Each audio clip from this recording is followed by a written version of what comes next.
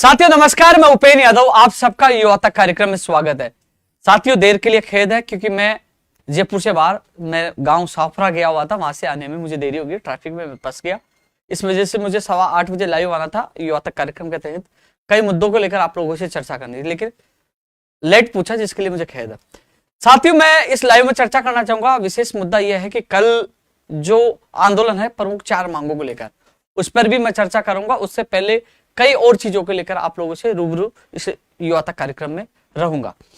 साथियों एक चीज और मैं बताना चाहूंगा कि आपने देखा होगा जिस प्रकार राज्यसभा चुनाव हुआ, राजनेताओं के जो हालात बने, सरकार ये जो चर्चाओं का विषय रहा, लेकिन कभी भी युवा बेरोजगारों के प्रति जो एमएलए एमपी कभी चर्चित उनको होना चाहिए था। एमएलए बलजीत यादव जी के अलावा किसी ने भी युवा बेरोजगारों की मांगों की तरफ सरकार का ध्यान आकर्षित करवाने की कोशिश नहीं की। साथियों कल 4 मांगों के लिए आंदोलन है। 20 तारीख को ओबीसी आरक्षण की विसंगतियों को लेकर आंदोलन है और 21 तारीख को स्वास्थ्य भवन का घेराव है। रेडियोग्राफर, लैब टेक्नीशियन, ईसीजी और भी जो पैरामेडिकल की जो भर्ती है, चिकित्सा विभाग की भर्ती, उनको लेकर।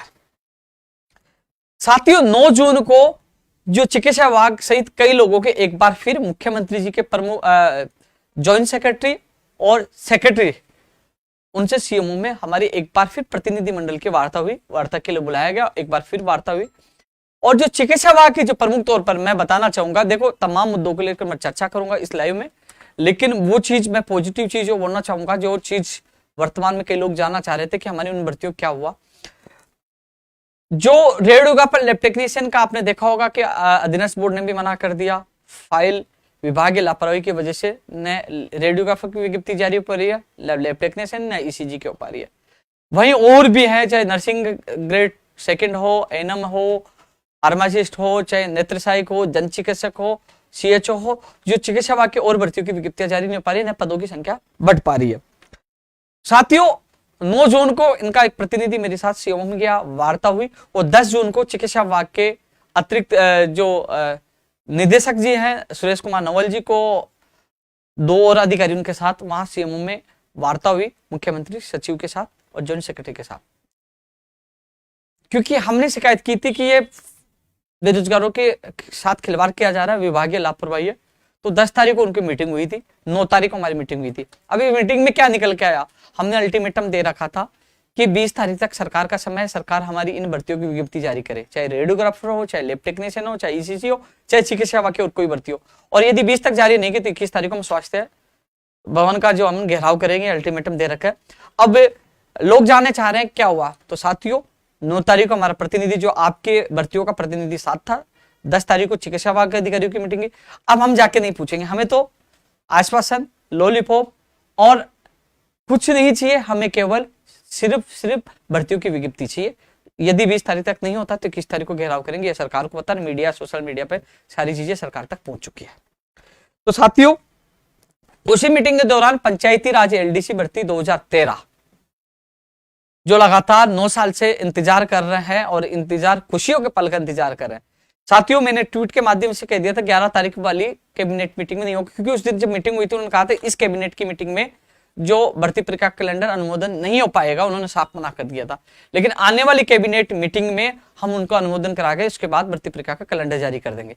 साथियों अब जो भी कैबिनेट मीटिंग होगी, पूर्ण विश्वास है जो हमें कहा था, जो अधिकारियों ने, जो सचिव आरती डोगरा जी और ललित कुमार जी वहां मौजूद थे, उन्होंने कहा था कि आने वाली कैबिनेट मीटिंग में हम अनुमोदन करवा के उसके बाद कैलेंडर जारी कर देंगे। तो साथियों आने वाली कैबिनेट मीटिंग में एजेंडे में रखने का आश्वासन हमें मिला है और आने वाली कैबिनेट मीटिंग इसी महीने में होगी, वो 15, 22 या कभी भी, क्योंकि पहले 15 को होने वाली थी, वो 11 को कर दिया, तो कभी भी इस महीने में मीटिंग होगी।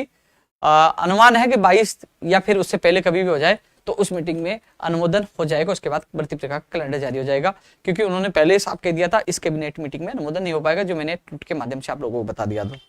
तो साथियों एक चीज और मैं बता दूं कि कई लोग धरना प्रदर्शन जो चीज है कि जो जिम्मेदारी, जो कर्तव्य एमएलए, एमपी और सरकार के प्रतिनिधियों को निभाना चाहिए वो नहीं निभा पा रहे। मुझे पता है कि बार बार हर महीने में हमें धरना प्रदर्शन करना पड़ता है, क्योंकि हम वाजिब मांगों के लिए धरना प्रदर्शन कर रहे हैं और हम थकने वाले नहीं है। आप आश्वासन पे आश्वासन दे रहे हो, गोली के ऊपर गोली दे रहे हो, लेकिन हम थकने वाले नहीं है, हम फिर सड़कों पे आएंगे। क्योंकि साथियों मैं उन बेरोजगारों की पीड़ा जानता हूं, दर्द जानता हूं, जो कल इस गर्मी में भी वो सड़कों पर रहेंगे, और मैं भी उनके साथ इस गर्मी में उनके साथ वहां धरने पर रहूंगा। साथियों बात करना आसान है, आवाज उठाना आसान है, सवाल दागना आसान है। मैं देख रहा था कि नीचे लिखा हुआ था कि पंचायत राज एलडीसी को भूल गए, आप इस भर्ती को भूल गए। भैया 23 तारीख को तमाम मांगे रखी थी, विभाग को उन्होंने लेटर लिखा, विभाग से जवाब आएगा, लेकिन उस दिन टेक्निकल हेल्पर भर्ती में वो लोग नहीं आ पाए थे। उन्होंने कहा हमारा अलग प्रोग्राम रखो। फिर सीएटी में जूनियर अकाउंटेंट को डाल दिया, वो पीड़ित थे कि हम लोग तैयारी कर रहे थे। दूसरा मुद्दा बाहरी राज्यों वाला मुद्दा तमाम भर्तियों के लिए है। और जो इसके अलावा जो पंचायती राज जैन भर्ती का भी जो 9 तारीख को हमारी मीटिंग हुई, उसमें सबसे अच्छी क्या आश्चर्यजनक बात निकल के आई पंचायत राज जैन भर्ती के लिए। उन्होंने कहा कि पंचायत राज जैन भर्ती का मामला अधिकारियों से हम बात करेंगे, क्या मामला है, कब तक विज्ञप्ति। मैंने कहा आप बताओ, ये तो विज्ञप्ति का आपने जनवरी, फरवरी, मार्च, आपने जनवरी के लिए कहा, फिर फरवरी के लिए कहा, फिर साथियों उन्होंने कहा कि हम अधिकारियों को बुलाते। उसी दिन शाम को 5:30 बजे पंचायती राज विभाग के अधिकारियों को बुलाया, उनको निर्देश दिया कि हमें पूरा इस भर्ती से संबंधित डेटा चाहिए कि वर्तमान स्थिति क्या है। और साथियों सोमवार को वापस पंचायत राज विभाग के अधिकारियों को उन्होंने बुलाया है कि पंचायत राज जैन भर्ती में जो वर्तमान स्थिति क्या है, यानी कि इतने दिन से हम लोगों को जनवरी, फरवरी, मार्च, अप्रैल और मई ये तारीख दे देकर हम लोगों को केवल आश्वासन दे रहे थे। लेकिन अब मैंने कहा कि हमें जनवरी से आश्वासन दिया जा रहा है, पंचायत राज जैन भर्ती कहां है, जो लाखों की संख्या में बेरोजगार है, उनके साथ धोखा क्यों है। तो उसके बाद हमारी वार्ता 9 तारीख को जब 4:30-5 बजे हुई थी, उसके बाद 5 बजे बाद पंचायत राज विभाग के अधिकारी को बुलाकर उन्होंने वस्तु स्थिति स्पष्ट करने के लिए कहा है। और क्योंकि आपको पता है शनिवार और संडे को छुट्टी रहती है, तो सोमवार को वो पूरा भर्ती से प्रक्रिया से संबंधित वो पूरा नोट बनाकर ब्रीफ उनको करने जाएंगे। इसलिए क्योंकि जो पंचायत राज जैन भर्ती की जो अभ्यर्थी है, तमाम जो अभ्यर्थी हैं, उनसे मैं ये कहना चाहूंगा कि कल का आंदोलन आपके लिए इसलिए महत्वपूर्ण है क्योंकि जो आपको कोई डिप्लोमा या डिग्री, इसके लिए आपको अलग अलग भटकने की आवश्यकता नहीं है। हमारी मांग है भर्ती 2100 प्लस 539 पदों पर जो बजट घोषणा की गई, उन पदों पर भर्ती की विज्ञप्ति जल्द से जल्द जारी करेगी। ये हमारी एक मांग है और इसको आपको बटने की आवश्यकता नहीं है, आप सबकी एक मांग है। और हो सके तो आप लोग बड़ी मजबूती तैयारी के साथ आना, पता नहीं धरना लंबा चल जाए, क्योंकि हम इस बार, क्योंकि आप भी थक चुके, हम भी थक चुके, गर्मी में हमें रुकना पड़े तो रुकेंगे, हम इस लड़ाई को हम लड़ेंगे, क्योंकि इस लड़ाई को लड़कर जीतना है। तो इसलिए पंचायत राज जैन भर्ती के जो अभ्यर्थी हैं, सोमवार को सीएमओ में वो पंचायत राज विभाग के अभ्यर्थी वहां ब्रीफ करेंगे, वो वहां उनकी वस्तु स्थिति बताएंगे। लेकिन सोमवार को वही चीज उसको मीडिया के माध्यम से हम धरना स्थल पर मजबूती से लड़कर, क्योंकि हमें धोखा नहीं, ये लखनऊ समझौते में भी ये मांग शामिल थी, फरवरी 2021 के आंदोलन में ये मांग शामिल थी, लिखित समझौते और लखनऊ समझौते, हर समझौते में मांग शामिल थी, तो इसको पूरी करवाना है। अब महत्वपूर्ण में टेक्निकल हेल्पर भर्ती के जो अभ्यर्थी हैं उनके लिए भी महत्वपूर्ण है कि 15 तारीख के बाद भी कभी भी टेक्निकल हेल्पर भर्ती का परिणाम जारी हो सकता है, 15 तारीख के बाद। इसलिए जो तमाम लोग जो अभ्यर्थी मांग कर रहे हैं कि पदों की संख्या बढ़ाई जाए, उनकी मांग गैर वाजिब नहीं है, क्योंकि कांग्रेस सरकार के पहले बजट में घोषणा की गई थी कि ऊर्जा विभाग में 6000 पदों पर टेक्निकल हेल्पर भर्ती की विज्ञप्ति जारी की जाएगी और मात्र 1512 पदों पर विज्ञप्ति जारी हुई। साथियों उस समय हमारी मजबूरी थी, क्योंकि एक बार कम से कम भर्ती प्रक्रिया तो शुरू हो, विज्ञप्ति तो जारी हो, तो हमने आंदोलन किया, एक भर्ती प्रक्रिया शुरू किया, विज्ञप्ति जारी करा, उसकी एग्जाम भी हो चुकी है, उसकी सेकंड एग्जाम होनी है। यदि परिणाम जारी हो गया उसके बाद आपकी पदों की संख्या नहीं बढ़ेगी। जो तमाम लोग मेरा लाइव देख रहे हैं, जो पदों की संख्या बढ़ाने की इच्छा है, वो चाहते हैं कि पदों की संख्या बढ़े, बजट में जो सरकार ने 6000 पदों की घोषणा की थी वो पद आए। इसलिए कल का दिन आपके लिए महत्वपूर्ण है, क्योंकि 20 तारीख यानी कि 15 तारीख के बाद कभी भी, क्योंकि अधिकारियों ने मुझे कहा इसी महीने में परिणाम जारी होगा, यानी कि 15 तारीख के बाद कभी भी आपका परिणाम जारी हो सकता है। इसलिए कल का दिन बड़ा महत्वपूर्ण है। हम लोग जब धरने में बैठेंगे कहेंगे कि चाहे 2 दिन बाद परिणाम जारी करे, लेकिन पदों की संख्या बढ़ाई जाए। फिर मुझे दोष मत देना, अब पदों की संख्या बढ़ाना आप लोगों के हाथ में, क्योंकि यहाँ लोकतंत्र में भीड़ तंत्र की बड़ी भूमिका होती है। आप अब सब लोग एग्जाम देके फ्री हो चुके हैं, घर से निकलिए या बैठिए जब तक आपको सफलता नहीं मिल जाए। तो तमाम टेक्निकल हेल्पर भर्ती में 6000 पदों की मांग करें, उन अभ्यर्थियों से मैं कह दूं, करो और मरो की स्थिति है कल आपकी, यानी कि परिणाम जारी होने के बाद पद नहीं बढ़ेंगे। ये अंतिम मौका है पद बढ़ाने के लिए, सरकार को वादा याद दिलाकर अपनी मांग पूरी करवाने के लिए। इसलिए 24 फरवरी को भी उन्होंने यह कहा था कि हम परीक्षण करवा रहे हैं, विभाग को लिख रहे हैं, आपने पहले क्यों नहीं दिया। तो हम कह सकते हैं 24 फरवरी और अब में बहुत अंतर है। फरवरी के बाद मार्च भी गया, अप्रैल भी गया, मई भी गया, जून आ गया, परीक्षण करवाकर अभी वो वास्तविक स्थिति आपके सामने आ चुकी होगी, पद बढ़ाई। इसलिए तमाम जो टेक्निकल हेल्पर भर्ती के जो अभ्यर्थी हैं, आपकी मांग प्राथमिकता तौर पर, क्योंकि आंदोलन टेक्निकल हेल्पर भर्ती का ही आंदोलन था, क्योंकि इन लोगों की मांग थी कि हमारी पदों की संख्या बढ़ाई जाए। उसके बाद पंचायत राज जेईई भर्ती का जो 9 तारीख को जवाब मिला, अभ्यर्थियों ने कहा कि मैं खुद भी संतुष्ट नहीं, अभ्यर्थी नहीं, मैं खुद संतुष्ट नहीं हूं कि विज्ञप्ति चाहिए, इसलिए उन लोगों को जोड़ा क्योंकि उनके लिए महत्वपूर्ण है। यदि पंचायत राज जेईई भर्ती के अभ्यर्थी भी घर जाके सो गए तो ये पद आपके और किसी को दे दिए जाएंगे, और मुझे नहीं लगता फिर आपकी 500 से ज्यादा पदों पर वैकेंसी नहीं आएगी। वो भी कब आएगी उसका भी कोई भरोसा नहीं, इसलिए लड़ना होगा 539 प्लस 2100 पदों के लिए लिखित परीक्षा के माध्यम से एग्जाम हो, इसके लिए लड़ना होगा। इसलिए आप लोग भी पूछिए। रही बात सीएटी वाले, मैं उनका खुला समर्थन इसलिए कर रहा हूं, सितंबर में उनकी एग्जाम थी सीएटी में, जूनियर अकाउंटेंट की एग्जाम सितंबर में थी और उसको सीएटी में डाल दिया। वो कितने साल से 2013 के बाद ये भर्ती आ रही है, सीएटी दिसंबर में होगी, उसके बाद सेकंड एग्जाम होगी और फिर आचार संहिता लग जाएगी। इसलिए सीएटी से इस भर्ती को बात करवाने के लिए तमाम जो जूनियर अकाउंटेंट भर्ती के अभ्यर्थी है उनसे मेरा निवेदन है, घर से निकले आप आइए, क्योंकि हालांकि जो वार्ता में तो नेगेटिव हमें जवाब मिला, लेकिन प्रेशर रहेगा। पहले हमें कई आंदोलन में 10 साल का अनुभव है, 11वां साल चल रहा संघर्ष का। कई बार जैसे टेक्निकल हेल्पर भर्ती के लिए साफ मना कर दिया था, हमारे पास पद नहीं है, हमने संघर्ष किया, 1512 पदों पे वैकेंसी निकला। सरकार को बहु मांग माननी पड़ी क्योंकि लोकतंत्र में भीड़ तंत्र की बड़ी भूमिका है। इन जाबाजों ने अच्छा संघर्ष किया। अब आपकी परीक्षा है, आप घर से निकलिए, आइए, वहां सड़क पर जब भीड़ दिखेगी आंदोलन में तो सरकार को, क्योंकि हमारे पास वो अधीनस्थ बोर्ड का वो कैलेंडर भी हमारे हाथ में, जिसमें कहा था कि सितंबर में एग्जाम होगी, लोगों ने कोचिंग शुरू कर दी, लोगों ने तैयारी शुरू कर, अब कह रहे दिसंबर में सीएटी दो, उसके बाद वो, तो इसमें सरकार फॉल्ट है। यानी कि पंचायत राज जेईई की भर्ती की घोषणा सरकार ने की बजट में, टेक्निकल हेल्पर भर्ती की सरकार ने बजट में घोषणा की 6000 पदों पर, और सीएटी की आपने अब घोषणा की, उससे पहले भर्ती परीक्षा सितंबर में। यानी कि तीनों जगह सरकार ने की जो कथनी और करनी में अंतर है, यानी कि हम फॉल्ट नहीं, जहां गलती अधिकारियों की, और सरकार को उन मांगों को पूरा करना होगा। बाहरी राज्यों के अभ्यर्थियों को रोके जो तमाम भर्तियों के लिए लागू होता है, और प्रदेश के बेरोजगार को प्राथमिकता दी जाएगी। इस मांग को इसलिए रख रहे हैं कि जब हमने एक अभियान चलाया था, मैं बलजीत यादव जी से मिलकर मैंने वो मांग रखी थी, उन्होंने समर्थन में लेटर भी मुख्यमंत्री जी को लिखा था और मैंने ज्ञापन भी दिया था, और उन्होंने विधानसभा सत्र के दौरान भी पहले इस मामले को उठाया था। सारे राजस्थान के अभ्यर्थियों को 21 से 22 राज्यों में नहीं लिया जाता, उनसे संबंधित सारे दस्तावेज मैंने एमएलए साहब को सौंपे थे। उन्होंने विधानसभा में मजबूती से आवाज उठाई और मुख्यमंत्री जी के सामने अभी आपने देखा उन्होंने मांग रखी है। एक्सपर्ट कमेटी बहुत बनी है, तो उस एक्सपर्ट कमेटी का परिणाम निकले। हम लोग 2 साल से संघर्ष कर रहे, तो इसलिए चौथे बिंदु को भी महत्वपूर्ण मानकर हमने डाला। 4 मांगों को लेकर आंदोलन है। कई लोग कह रहे हैं कि हमारी आपकी मांगों को नहीं हटाया, आपकी जो अन्य जो 23 तारीख की मांगों को लेकर वो विभागों से परीक्षण रिपोर्ट आनी है, नहीं होगी तुम आपके साथ। यार सरकार थक जाएगी, हम नहीं थकेंगे, हम बैठेंगे सड़कों पर, लड़ेंगे, मैं आपके साथ हूं, लड़ूंगा।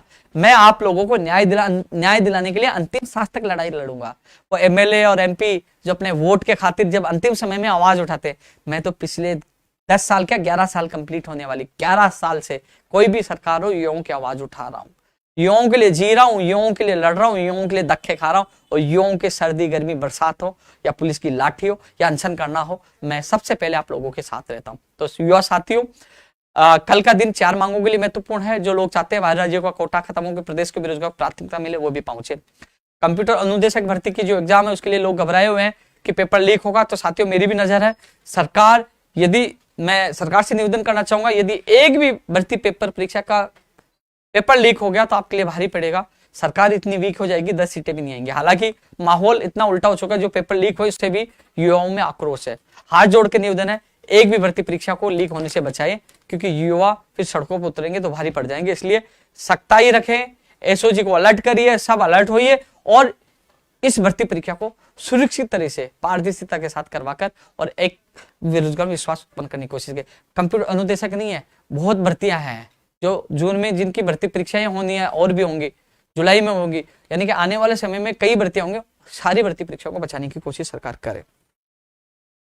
साथियों पंचायत राज एलडीसी के मैं बोल चुका हूं। हाँ, एक सरकार ने क्या किया है, संविदा पे आपने सुबह अखबार में देखा होगा कि गेस्ट फैकल्टी का मतलब एक संविदा ही है।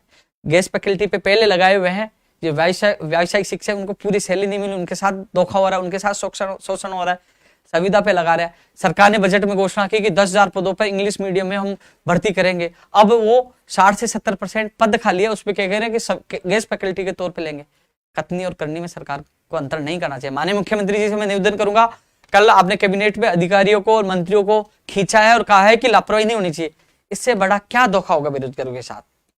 आपने घोषणा की 10,000 पदों पर, हम लोगों ने धन्यवाद दिया, तालियां बजाई, स्वागत किया, इसीलिए थोड़ी स्वागत किया था सरकार का कि गेस्ट फैकल्टी पे आप संविदा पे लिए लोग भर्ती करोगे, नहीं, इसका हम विरोध कर रहे हैं, आपसे हाथ जोड़ के निवेदन भी कर रहे हैं, हमें मजबूर ना करिए सड़कों पर उतरने के लिए। मैं विशेषकर सरकार से और माननीय मुख्यमंत्री जी से निवेदन करूंगा कि जल्द से जल्द 10,000 पदों पर इंग्लिश मीडियम में भर्ती प्रक्रिया शुरू करें, न कि गेस्ट फैकल्टी के लिए। इसका हम विरोध करें, ये ऐसा नहीं होने देंगे, ये गलत है, इसका विरोध कर रहे हैं। तो आपसे मेरा निवेदन है कि आप जरूर पीड़ा समझेंगे और घोषणा को पूरा करेंगे जो आपने बजट में घोषणा की है।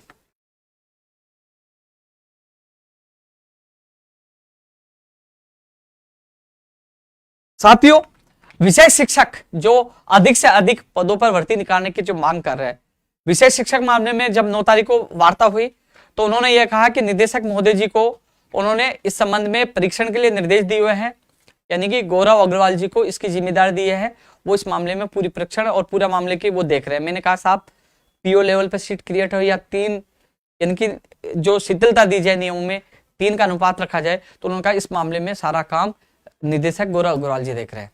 उसके बाद शिक्षा मंत्री जी से मैंने मुलाकात की, उनसे बात की, और फिर गौरव अग्रवाल जी निदेशक जी से मैंने बात की, साहब इसमें कोई भी डेटा या कुछ चीज है तो हम हेल्प करने के लिए तैयार हैं। तो उन्होंने कहा कि अवश्य आप दीजिए, जितनी मदद आपकी होगी और हम सब मिलकर कोशिश करेंगे अधिक से अधिक पदों पर वैकेंसी है। तो कल मैंने उसी दिन कपिल और अशोक शर्मा दोनों को मैंने फोन कर दिया था कि आप सोमवार को जाकर निदेशक महोदय जी से मिलिए और उनको जो भी सहयोग चाहिए, जो भी डेटा चाहिए आप दीजिए। तो वो कल मैं उनसे फिर निवेदन करूंगा कि सीएमओ में वार्ता हुई और निदेशक महोदय जी से वार्ता हुई है, वो इस मामले में लगे हुए, तो कम से कम आप जाकर मिलिए, उनको पूरा डेटा दीजिए और वहां से आप पता करिए कि वास्तव में हमारे पक्ष में सारा मामला चल रहा है कि नहीं चल रहा, क्योंकि मुख्यमंत्री जी की घोषणा थी, प्रेस नोट जारी हुआ था, अधिक से अधिक पदों पर विशेष शिक्षक के पद आएंगे। तो आप जाकर वस्तु स्थिति का पता करें, मिलिए, मेरी बात हो चुकी है, आप लोग जाइए, समय मिल चुका, कल जाकर मिलिए और कहिए कि अधिक से अधिक पदों पर आप वैकेंसी निकाले, जो शिथिलता का जो कार्य है, जो भी करना है, जो भी हम सहयोग करना है, हम सहयोग करेंगे। तो विशेष शिक्षक वालों से मेरा निवेदन है, कल जाकर निदेशक मोदी जी से एक बार मुलाकात करिए। साथियों, जो रीट के बाद शिक्षक भर्ती का सिलेबस है, कई लोग कह रहे हैं सिलेबस के लिए क्या किया आपने, क्या नहीं। अरे यार भाई, पहले 7 सितंबर उन्होंने रखा, सॉरी 7 जून उन्होंने तारीख रखी, बाड़ाबंदी में वो नहीं आ पाए, मीटिंग कैंसिल हो गई। और अब मैं कल जाके आया तो मुझे उनके पीए साहब ने कहा, मंत्री जी के बोले कि 16 और 17 तारीख हमने जो फाइल आई थी उस पर मेंशन कर दिया। मैं ऐसी शिक्षा विभाग से मैं खुद मिलकर आया था, मैं साहब फाइल तो वापस भेजिए मंत्री जी। मेरे सामने उन्होंने जॉइंट सेक्रेटरी को बोला कि भैया फाइल भेज दीजिए मंत्री जी को, वो तारीख दे दें। अब मंत्री जी के पीए से मिलाऊं कि 16 या 17 तारीख को हम लोग इसमें मीटिंग के लिए नोटिंग करके हमें आगे विभाग को भेजा है। तो साथियों, मैं प्रयास कर रहा हूँ, आप कंप्यूटर अनुदेशक भर्ती वालों ने बहुत प्रयास किया, उनके सिलेबस जारी नहीं हुआ विस्तृत, कम से कम आपका विस्तृत सिलेबस तो जारी हो पा रहा है। कम से कम सो जाते उनको जगा के आता हूँ, मंत्री से मिलता हूँ, कम से कम प्रयास तो कर रहा हूँ घर से निकल के, क्योंकि उदयपुर में सारे लोग बाड़ाबंदी में थे, वो मीटिंग कैंसिल हो गई। अब दोबारा फिर मैं जाके, सब लोग तैयारी कर रहे हैं, सोशल मीडिया पे कमेंट कर सकते हैं, लेकिन याद दिलाने तो मुझे जाना पड़ता है ना कि साहब वो 7 तारीख की मीटिंग कैंसिल हो गई थी, दोबारा मीटिंग करके सिलेबस जारी करो। लोग परेशान है, दुखी है, प्रयास कर रहा हूं मेरी तरफ से। अब मीटिंग उनको लेना है, सिलेबस उनको जारी करना है, मैं तो याद दिला सकता हूं, जो मेरा फर्ज निभा रहा हूं, जारी उनको करना है। लेकिन ये ना सोचे कि यार भैया क्या हुआ, आपने कहा जल्द सिलेबस जारी हो जाएगा। यार सिलेबस की मीटिंग उनको लेना है, जारी उनको करना है। मैंने याद दिला दिया, उन्होंने 16-17 तारीख को उन्होंने प्रस्तावित मीटिंग बताई है। अब मीटिंग होगी उसके बाद ही पता चलेगा सिलेबस कब जारी होगा, लेकिन मैं पीछा नहीं छोड़ूंगा, मैं याद दिलाता रहूंगा, ये जरूर है। संस्कृत विभाग में रीट में पद बढ़ाने का जो मामला था, सीएमओ ने एसीएस शिक्षा विभाग को बोला, एसीएस शिक्षा विभाग से हम मिले, एसीएस शिक्षा विभाग ने नोटिंग करके और निदेशक दुर्गाराम जी को भेज दिया है कि इस मामले में परीक्षण करवाई, सीट कितनी खाली है, वो उन्होंने वस्तु स्थिति यानी कि रिपोर्ट मांगी है। अब ये लोग जाके आए थे अभ्यर्थी, लेकिन उन्होंने उन तक वो लेटर नहीं पूछा था, शायद सोमवार या मंगलवार तक उन तक लेटर पूछ जाए, तो सोमवार को तो मैं बिजी रहूंगा, यानी कि कल तो, और मैं खुद जाकर, क्योंकि सीएमओ ने एसीएस साहब से रिपोर्ट, यानी कि शिक्षा विभाग एसीएस साहब से रिपोर्ट मांगी और एसीएस साहब ने निदेशक साहब से मांगे। अब निदेशक रिपोर्ट देंगे वहां की, हमारे पास इतने पद है हम जोड़ सकते हैं, उसी रिपोर्ट के आधार पर अग्रिम कार्रवाई होगी, एसीएस साहब तक रिपोर्ट जाएगी, एसीएस साहब सीएमओ ने फिर पद बढ़ेंगे, क्योंकि पद वित्तीय स्वीकृति मिलती है और वित्तीय स्वीकृति सीएम साहब के द्वारा यानी कि सीएमओ के द्वारा मिलेगी। तो ऐसे में निदेशक जी से मैं भी मिलूंगा और आप भी मिलिए, क्योंकि वो वहां से रिपोर्ट बनाकर भेजेंगे, क्योंकि उन्होंने रिपोर्ट यानी कि जानकारी उन्होंने मांग ली है उनसे। अब वो वहां से पॉजिटिव जाएगी, तब होगा, तो आप भी प्रयास करो, मैं भी प्रयास करूंगा। ये संस्कृत विभाग वाला प्रयोगशाला सहायक भर्ती वाले जो है 2018 वाले, और जो उनके केवल जबरदस्ती अधिकारी को लापरवाही से इनकी ज्वाइनिंग प्रक्रिया को रोक दिया, तो 21 तारीख को जो रेडियोग्राफर लैब टेक्नीशियन ईसीजी वाले आ रहे हैं, आप भी पहुंचो, क्योंकि वहां बैठेंगे तो आप भी बैठिए, अधिकारी तो वही होंगे, तो आपकी मांग भी मैं मजबूती से उठाऊंगा कि लापरवाही, चिकित्सा विभाग में इतनी भारी लापरवाही है, फर्जीवाड़ा है, धोखा है, तो वो रोके और इन लोगों को न्याय प्रदान करे। तो 21 तारीख को आप भी लोग पहुंचिए। साथियों, कमेंट में देख रहा था कि प्रयोगशाला सहायक भर्ती की परीक्षा तिथि बढ़ाओ। तो प्रयोगशाला सहायक भर्ती, कई लोग कह रहे हैं कि आपकी कथनी करनी में अंतर क्यों है, आप हमारा साथ क्यों नहीं दे रहे परीक्षा तिथि बढ़ाने के लिए, कई लोग कमेंट कर रहे हैं। तो इस चीज का मैं जवाब दे दूं, स्कूल व्याख्याता भर्ती 2018 का जो मामला था परीक्षा तिथि बढ़ाने का, मैं नहीं गया। एसआई भर्ती का मामला था, मैं नहीं गया।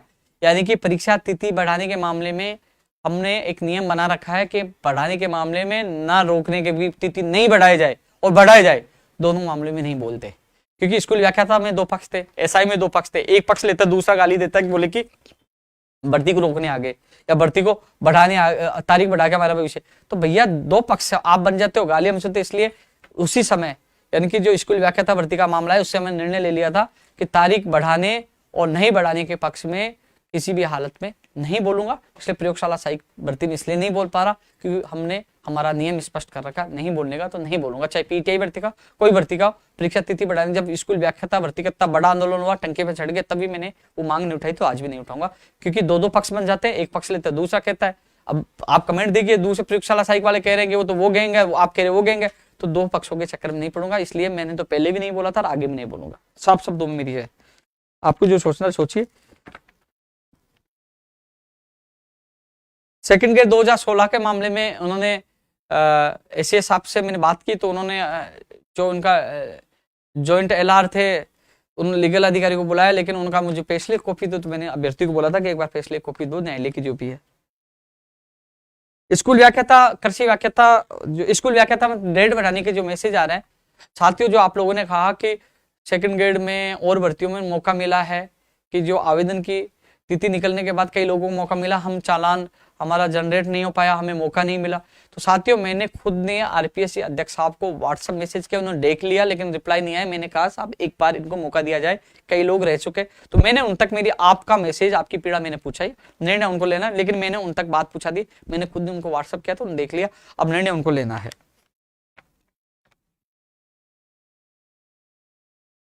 साथियों, अभी मैं शहीदी स्मारक पर भी जाऊंगा, क्योंकि वहां जगह देखनी है। कल का जो प्रोग्राम है, कल का महत्वपूर्ण दिन है, और कई मैसेज और भी आएंगे और भर्ती वाले, उन मैसेज जो रह गए होंगे उनका जवाब मैं अगले युवा तक कार्यक्रम में दूंगा, क्योंकि कल का महत्वपूर्ण प्रोग्राम है, कल का आंदोलन है, उसके बाद 20 का है, उसके बाद 21 का है। हर युवा के लिए मैं लड़ रहा हूँ। जो जिम्मेदारी नेताओं की है, जो जिम्मेदारी और लोगों की है, जो सरकार में चुन के बैठते हैं, वो सब लोग सो चुके हैं। मेरे बेरोजगार रो रहे हैं, उनके लिए मैं अंतिम सांस तक, मैंने वादा किया, अंतिम सांस तक मैं लड़ाई लड़ूंगा। और रेडियोग्राफर लैब टेक्नीशियन वाले और ईसीजी, आपको घबरा, यार मैं आपको बिठा के बात करवा के ले आऊं, और आपकी भर्ती के लिए उन्होंने सीएमओ में अधिकारी को दूसरे दिन 10 जून को तलब कर लिया, मीटिंग का उनको निर्देश देती। अब मैं जाके पूछूं क्या हुआ? मैं इसलिए नहीं पूछने जा रहा कि मैंने कह दिया मुझे तो विज्ञप्ति चाहिए, नहीं तो मैं 21 को आ रहा हूँ। ये साफ बोल चुका, तो जाने की जरूरत नहीं, हम 21 को चलेंगे। काम उनको करना, कितनी बार जाएंगे, कितनी बार आश्वासन नहीं, हमें विज्ञप्ति चाहिए, इसलिए मैं नहीं जाऊंगा। 21 तारीख को वहां घेराव ही करेंगे, इसलिए आप भी 21 तारीख की तैयारी करो, हमें विज्ञप्ति चाहिए।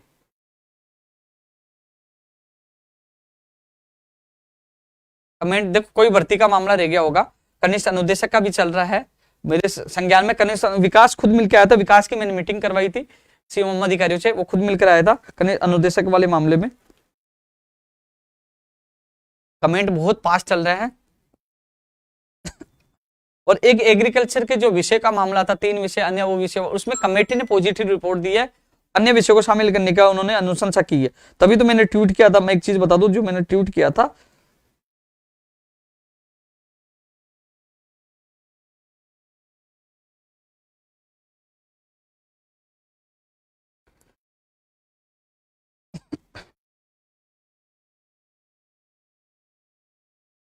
कृषि व्याख्याता भर्ती में विषय की विसंगतियों को दूर करते हुए एमएससी एग्रीकल्चर, हॉर्टिकल्चर के सभी विषयों के विद्यार्थियों को सम्मिलित किया जाएगा।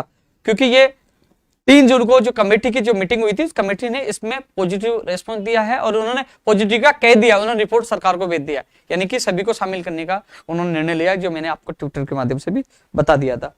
इस पे कमेंट बहुत ज्यादा तेज आ रहे हैं।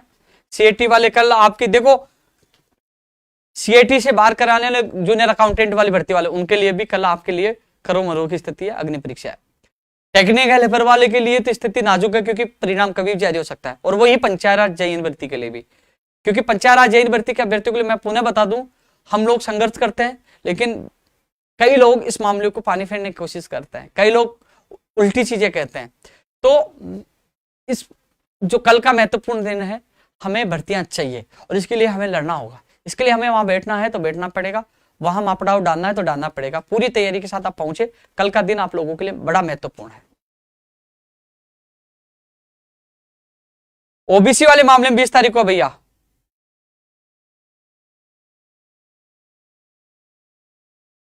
बहुत फास्ट चल रहा है यार कमेंट बहुत। जो भर्तियों की दस्तावेज सत्यापन की शैक्षणिक योग्यता से संबंधित जो मामला था कि शैक्षणिक योग्यता दस्तावेज सत्यापन तक रखी जाए, उसके लिए साफ मना कर दिया। उन्होंने ये कहा कि 2018 की आरएस भर्ती 2022 में पूरी हो रही है, तो ऐसे में तो जो जिसने बीए के फर्स्ट ईयर सेकेंड ईयर में है वही फॉर्म लगा देगा तो संख्या ज्यादा बढ़ जाएगी, इसलिए ये नहीं कर सकते। मैंने कहा कि कोरोना काल में कई लोगों को 70 में डिग्रियों में डिप्लोमा में लेट हुई है, जो राजस्थान से कर रहे हैं उनको तो राहत देनी चाहिए, उस पर वो विचार करें, ये मांग मैंने रखी है।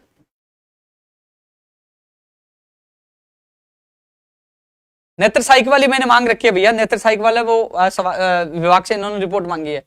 एलडीसी भी है साथियों।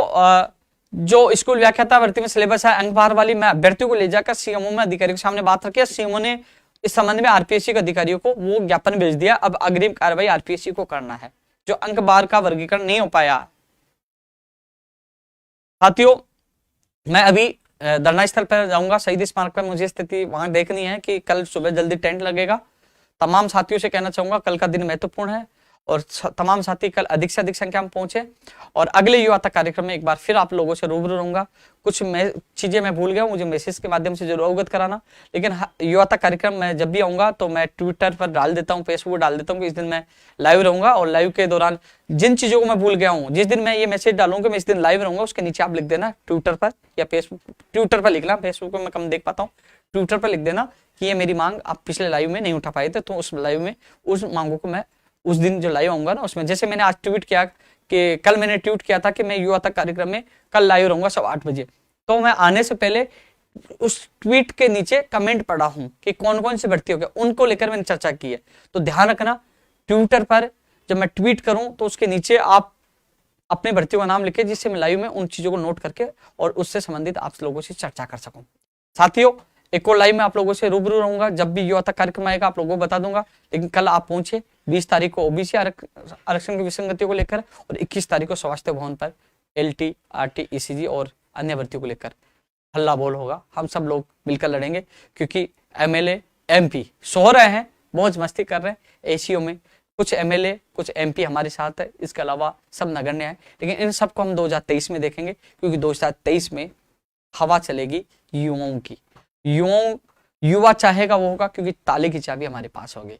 और जो हमारी मांगों के साथ होगा उसके साथ हम कंधे से कंधा मिलाकर देंगे, और जो युवाओं के साथ नहीं होगा तो युवा उसकी ऐसी तैसी कर देगा। साथियों फिर मुलाकात होगी। जय हिंद, जय भारत।